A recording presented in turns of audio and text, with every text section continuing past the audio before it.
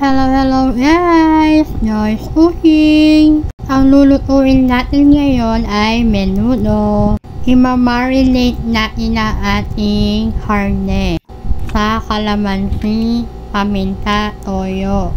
Pag-alualuin lang natin. I-marinate natin ng 1 hanggang 2 oras or overnight. Pakukuluin lang natin ang ating atay sa paminta at laurel. And then, prituin natin ang ating mga hotdog. Kapag naprito na, i-set aside natin. Isunod natin ang ating mga carrots. Pagkatapos ng carrots, ilalagay natin ang ating patatas. Ayan guys, masarap ang ating menudo kapag pinirito natin ang mga ito. After natin magprito, maglalagay tayo ng ating margarine at konting mantika. Yan tayo mag-iisa ng bawang at sibuyas. Alu-aluin lang natin hanggang sa lumabas ang aroma ng bawang. Isunod natin ang ating sibuyas.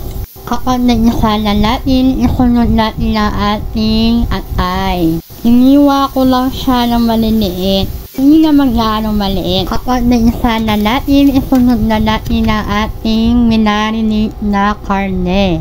Isa lang natin siya ng mabuti guys. And syempre, palalamutin natin ang ating karne.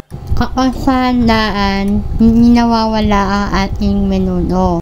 Bukod sa masarap na, marami pa. And then, ilalagay na natin ang ating pinag-marinate na kalamansi, toyo at paminta. Tatakpan natin at ayan natin siyang lumambot. Kapag malambot na ang karne, ilalagay na natin ang mga iba nating pampalasa. Katulad ng reno or liver spread. Siyempre, ilalagay natin ang ating tomato paste at ang ating tomato sauce. Medyo nakarami ang ating tomato sauce.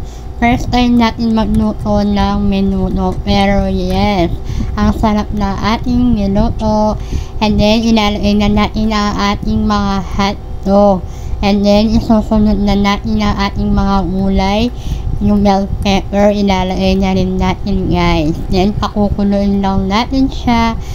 Luto na ang ating menudo.